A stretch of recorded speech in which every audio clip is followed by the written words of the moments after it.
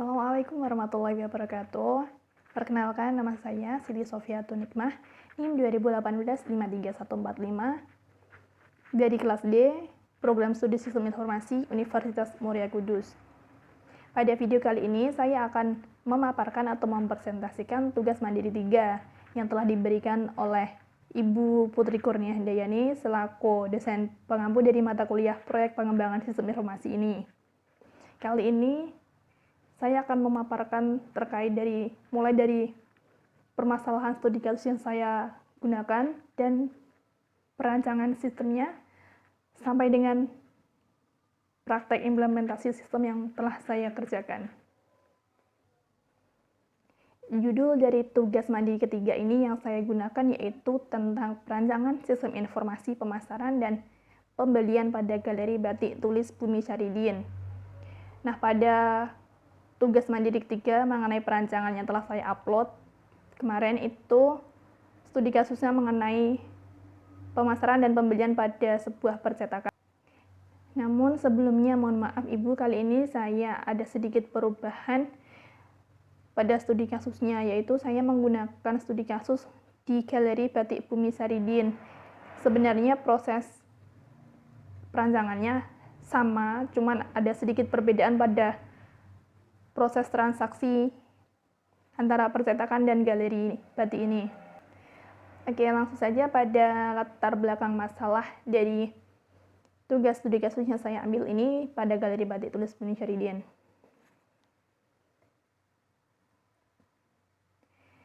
Galeri Batik Bumi Syahridin ini merupakan sebuah bidang usaha yang bergerak pada penjualan kain batik dengan motif khas daerah, yaitu kain batik yang motifnya merupakan kreasi seorang seniman atau pengembang usaha yang mengangkut tema motif batik berdasarkan dari latar belakang spiritual yang ada di daerah Kayen Pati. Nah, pada Galeri Batik Bumi Syahridin hingga saat ini penjualannya masih bersifat konvensional, di mana pelanggan masih berhubungan langsung dengan datang ke galeri sehingga pelanggan membutuhkan biaya lebih besar dan waktu yang cukup lama untuk membeli produk batik yang diinginkan. Nah, selain itu, pelanggan kurang mendapatkan informasi mengenai berbagai motif batik yang ditawarkan. Dan seringkali ada problem atau permasalahan mengenai kesulitan mendapatkan informasi harga batik yang terkini yang ditawarkan oleh galeri ini. Jadi, oleh karena itu, berdasarkan uraian permasalahan tersebut, saya bermaksud mengembangkan sistem informasi mengenai pemasaran dan penjualan pada Galeri Batik Bumi Syahridin ini. Dengan berbasis website yang berguna, semoga bisa membantu meningkatkan jangkauan penjualan yang lebih luas, serta memudahkan pelanggan memperoleh informasi dan transaksi tanpa harus melakukan komunikasi tatap muka yang dinilai lebih efektif dan efisien. Jadi seperti itu dari permasalahan pada studi kasus ini. Selanjutnya pada pembahasan perancangan dari tugas mandiri 3 ini, saya menggunakan metodologi perancangan berorientasi proses atau DFD. Dalam saya menggambarkan analisa proses bisnis yang berjalan, sistem yang berjalan, dan pengembangan sistem barunya. Pada analisa proses bisnis, kali ini saya menggunakan BPMN atau Business Process Model dan Notation yang perancangannya saya buat menggunakan Microsoft Visio. Jadi pada analisa sistem yang berjalan ini terdiri dari 2 proses, yaitu mengenai sistem yang berjalan dalam pembelian dan sistem yang berjalan dalam pengambilan suatu produk. Nah, ini merupakan alur dari sistem yang sedang berjalan dalam pembelian. Di sini ada 2 pelaku, ada pelanggan dan ada galeri batik atau kasir dari galeri batik tersebut. Alurnya yaitu pelanggan datang secara langsung ke Galeri Batik Bumi Syahridin, kemudian pelanggan melihat dan memilih motif batik yang diinginkan dan yang telah ditawarkan dari kasir tersebut. Jika pelanggan telah menentukan pilihan motif batiknya, maka si kasir pihak galeri akan melihat stok motif batik yang dipilih pelanggan. Jika stok masih tersedia, maka pelanggan bisa langsung melakukan transaksi dan mendapatkan kain batik yang diinginkan.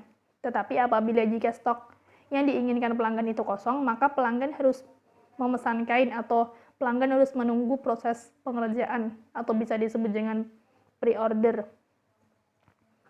Jika pelanggan menyetujui sistem pre-order, maka akan lanjut pada proses ke transaksi. Atau pihak galeri menghitung jumlah harga sesuai dengan pesanan si pelanggan. Kemudian pelanggan melakukan pembayaran atas pesanan yang dipesan.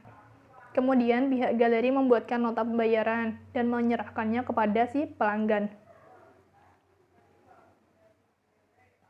Jika tadi pelanggan memilih produk secara pre-order, maka pelanggan harus menunggu proses pengerjaan. Namun apabila motif batiknya diinginkan udah ada, maka pelanggan akan langsung dapat mendapatkan produk yang diinginkannya.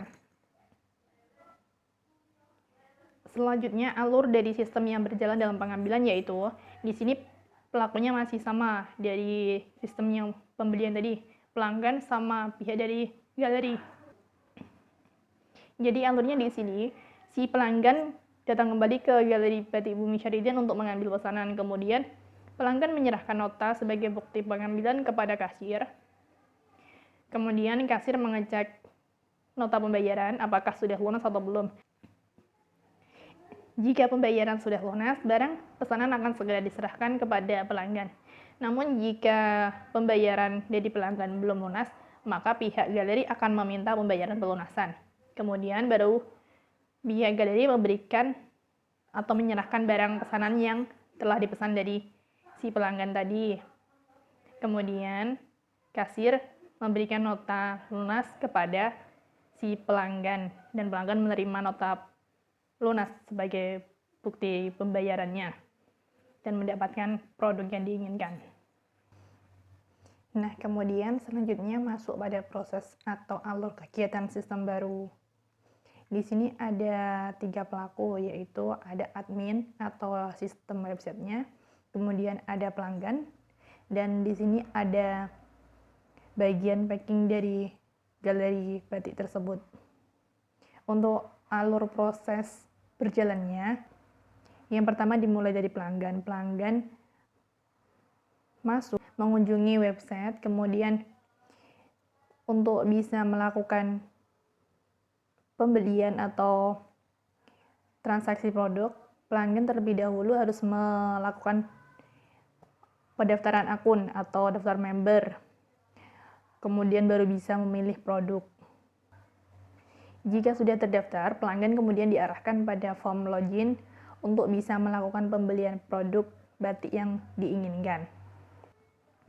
Lalu di sini pelanggan bisa memilih produk batik yang diinginkan sesuai katalog produk yang ditawarkan pada website Galeri Batik Bumi Syahridin ini.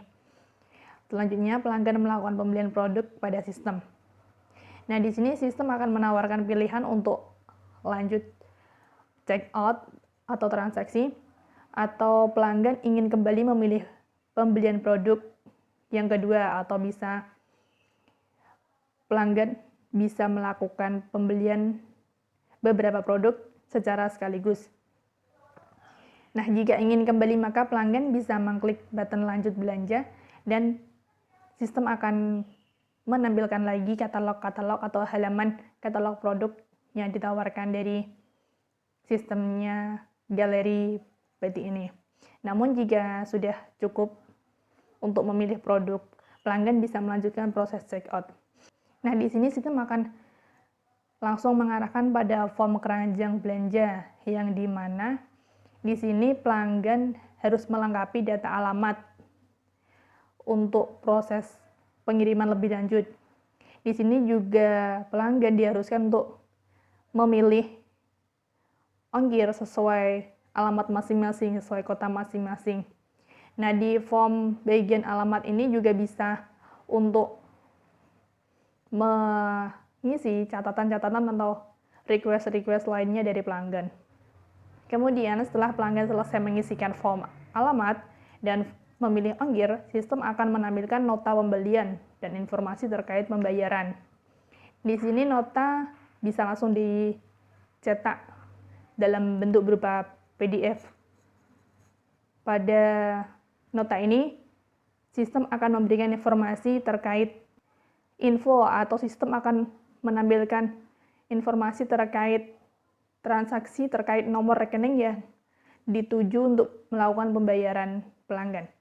Kemudian pelanggan melakukan transfer pembayaran sesuai nomor rekening bank dan mengirim bukti transfer melalui nomor WhatsApp admin.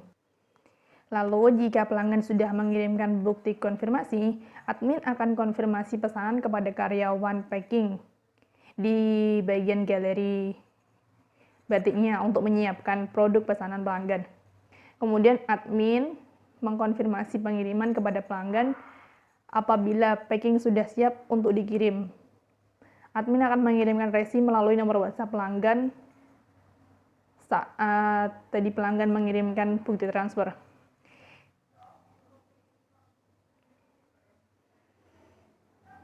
Nah, setelah itu pelanggan bisa mengecek atau melihat perjalanan paket produk yang diinginkan atau produk pesanan batiknya melalui resi yang telah dikirimkan dari admin tadi.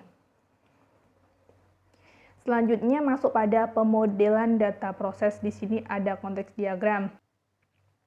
Pada konteks diagram ini, itu menunjukkan semua proses utama yang menyusun keseluruhan sistem dan menunjukkan bagaimana proses-proses utama direlasikan menggunakan data flow.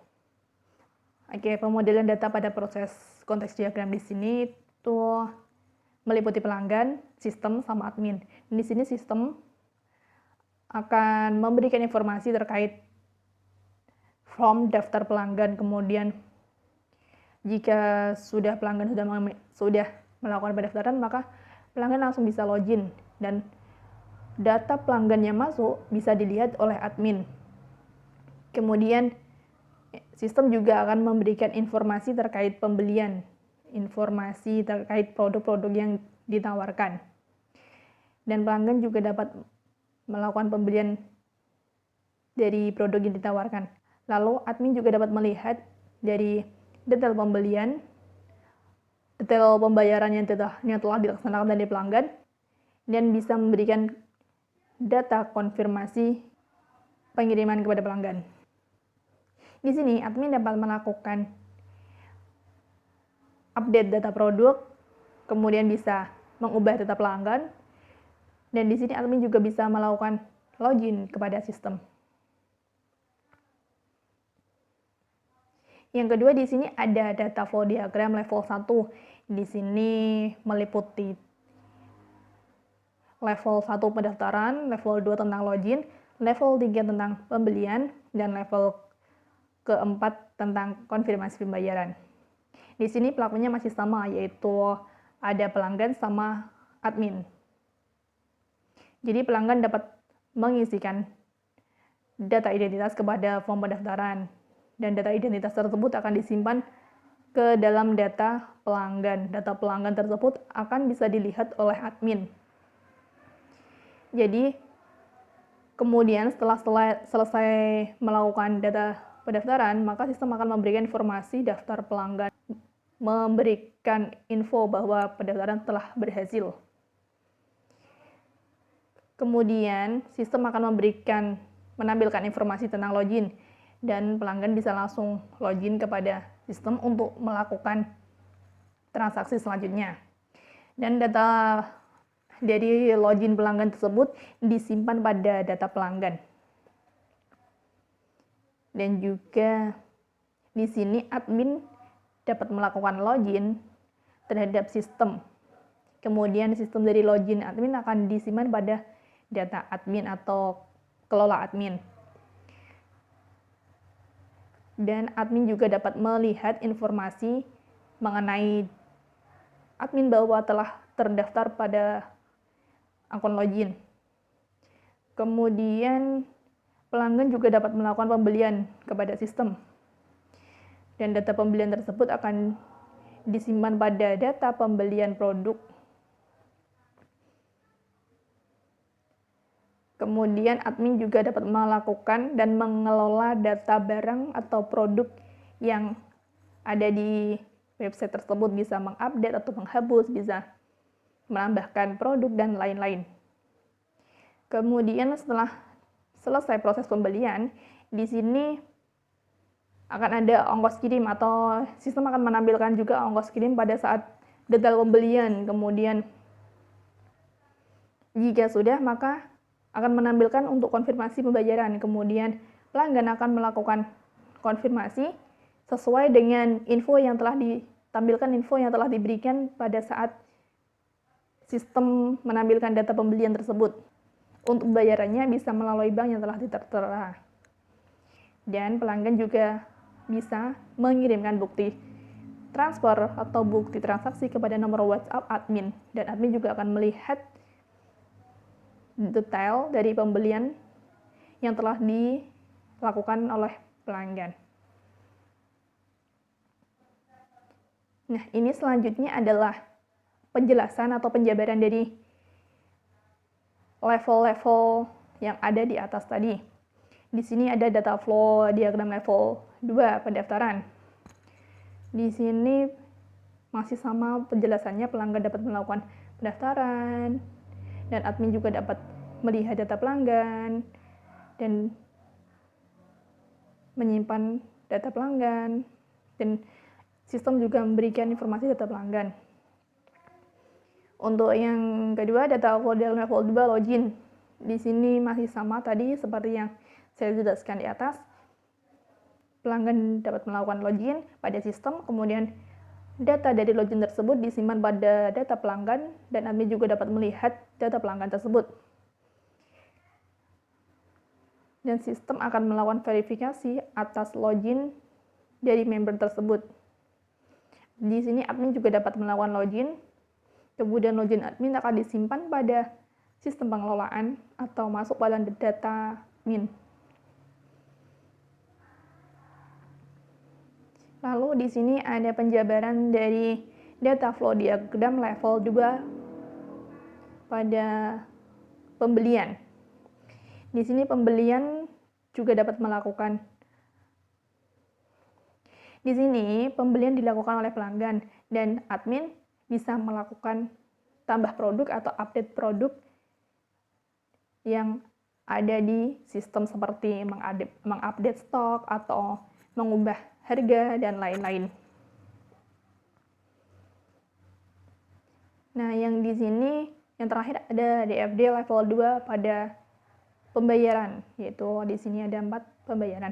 Di sini pembayaran ada juga tentang konfirmasi pembayaran, yang nantinya pelanggan mengirim konfirmasi pembayaran kepada admin untuk dilakukan proses selanjutnya pada pengiriman barang.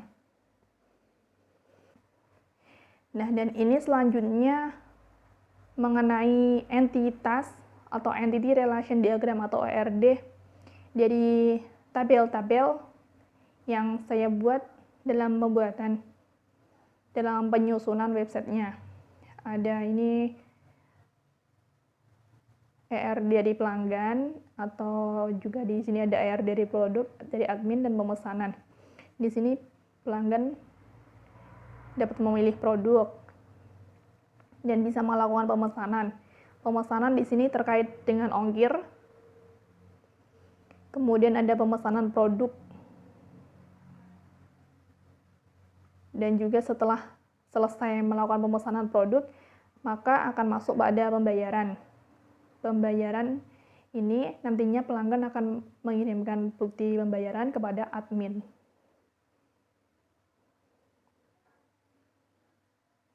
Ini adalah tampilan dari sistem yang saya susun untuk tugas Mandiri 3 ini. Selanjutnya, saya akan mempraktekkan atau mengimplementasikan sistem sesuai dengan perancangan yang telah saya buat. Oke, selanjutnya di sini saya akan mengimplementasikan atau mempraktekkan jalannya sistem sesuai perancangan yang telah saya buat tadi pada laporannya. Di sini saya masuk aja langsung pada localhost dengan nama Batik Isaridin. Di sini ada tampilannya. Di sini terdapat bagian menu home dari Batik Tulis Bumi Syaridin. Dan di sini ada bagian keranjang, bagian login, dan ada checkout. Pada tampilan beranda ini, sistem akan terlebih dahulu menampilkan katalog-katalog produk yang ditawarkan. Nah, pada awal tampilan dari sistem website galerinya, di sini pertama akan menampilkan beberapa katalog-katalog produk, batik, motif yang ditawarkan dari galeri tersebut. Di sini kita dapat melihat detail dari nama motif batik tersebut. Di sini ada deskripsinya produk seperti apa dan ukurannya berapa. Nah, langsung saja kita coba login ya. Apabila kita belum punya akun, kita bisa melakukan pendaftaran akun atau pendaftaran pelanggan terlebih dahulu. Klik di bagian pendaftaran.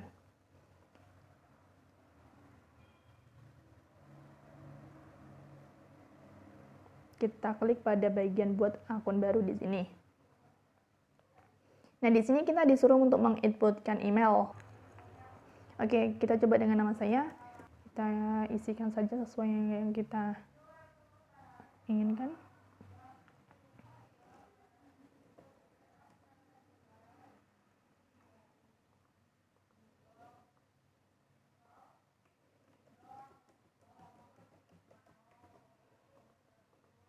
Oke, kita coba daftar. Nah, di sini maka sistem akan secara otomatis memberikan informasi bahwa pendaftaran sudah sukses. Nah, di sini langsung sistem akan mengarahkan pada kita untuk masuk kepada login.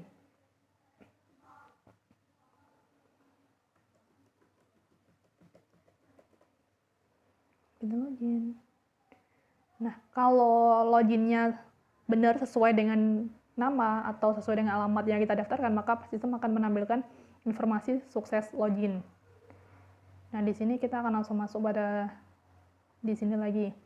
Kita akan coba untuk pembelian. Di sini kita beli satu produk, di sini informasi. Nah, sistem akan memberikan informasi produk telah masuk kepada keranjang dan otomatis sistem akan mengarahkan kita kepada form keranjang belanja. Di sini ada pilihannya apabila kita ingin lanjut belanja lagi atau memilih produk yang kita inginkan lagi, maka kita akan kembali kepada menu awal tadi, menu penampilan produk-produk. Namun jika kita sudah selesai atau sudah cukup merasa cukup untuk belanja, kita klik saja check out.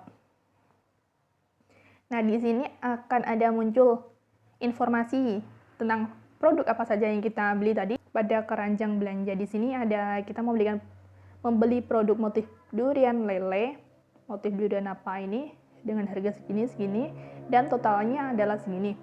Lalu kita akan disuruh untuk mengisikan email alamat pada form alamat pati kain.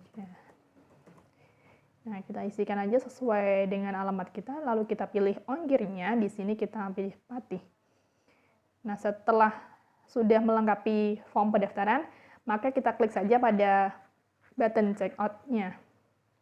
Nah, sistem akan menyatakan atau memberikan informasi bahwa pembelian sukses. Nah, di sini otomatis sistem akan menampilkan nota dari pembelian yang telah kita berikan, yang telah kita lakukan tadi. Nah, di sini pada nota ini sistem akan menginformasikan kalau untuk melakukan proses selanjutnya agar pesanan kita bisa langsung diproses oleh admin, maka pelanggan harus transfer atau membayarkan biaya transaksi ke nomor bank sebagai berikut. Jika sudah melakukan transfer, maka pelanggan dapat langsung mengirimkan bukti transfernya ke nomor admin di sini. Nah, jika sudah selesai, kita akan coba lanjut pada form login dari admin. Di sini kita logout dulu dari pelanggannya. Kita buat login. Di sini kita login sebagai admin. Karena sebelumnya saya sudah membuat akun pada admin ini, saya sudah memiliki akun admin di sini. Saya akan langsung masuk saja.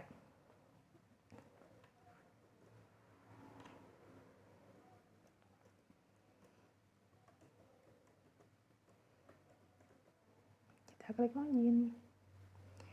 Nah, jika login kita sesuai dengan data kita, maka sistem akan memberikan informasi sukses login.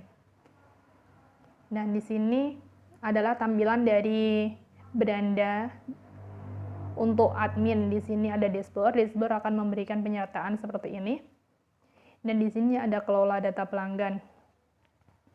Di sini kita dapat sebagai admin dapat melihat pelanggan siapa saja yang telah terdaftar dalam sistemnya, atau pelanggan siapa sih yang telah mengunjungi website galeri Peti ini. Dan di sini ada kelola data barang. Di sini admin dapat mengelola data barang, bisa melakukan tambah barang atau bisa melakukan ubah produk, bisa melakukan pengubahan nama atau bisa menambahkan nama atau bisa menghapuskan.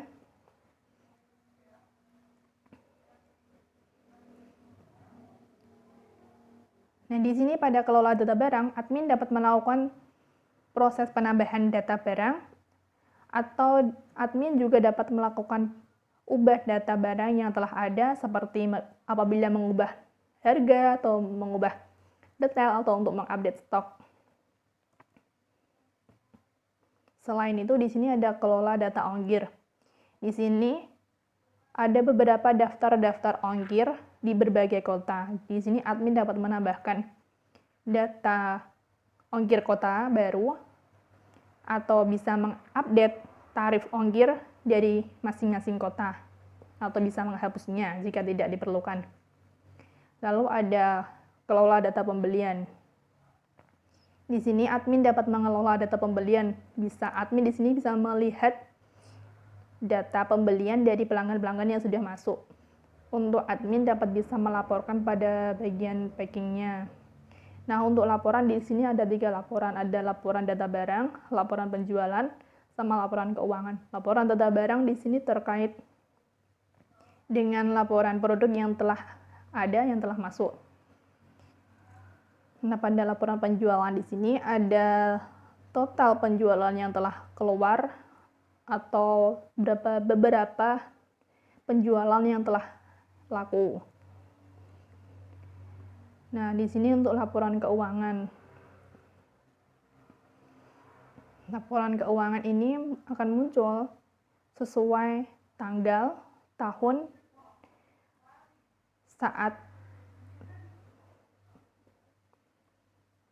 Nah, pada laporan keuangan di sini akan muncul sesuai data pembelian yang telah terjual tadi. Di sini akan muncul berdasarkan tahun, bulan, tanggal, dan sebagainya. Oke, baik, terima kasih. Itu tadi adalah pemaparan atau presentasi saya mengenai tugas Mandiri 3 dari mata kuliah proyek pengembangan sistem informasi, yang dimulai dari permasalahan atau latar belakang masalah studi kasus yang saya ambil dan perancangan sistemnya, mulai dari alur dari sistem yang sebelumnya sudah ada dan dari alur sistem perancangan yang saya usulkan, mulai dari DFD tadi sama ERD-nya dan sampai dengan implementasi sistemnya. Jadi itu tadi udah selesai pemaparan saya. Jadi saya kurang lebihnya mohon maaf apabila ada perkataan atau penjelasan saya yang kurang jelas atau kurang detail, atau apabila ada sistemnya yang tidak sesuai. Kurang lebihnya saya mohon maaf, saya ucapkan terima kasih. Wassalamualaikum warahmatullahi wabarakatuh.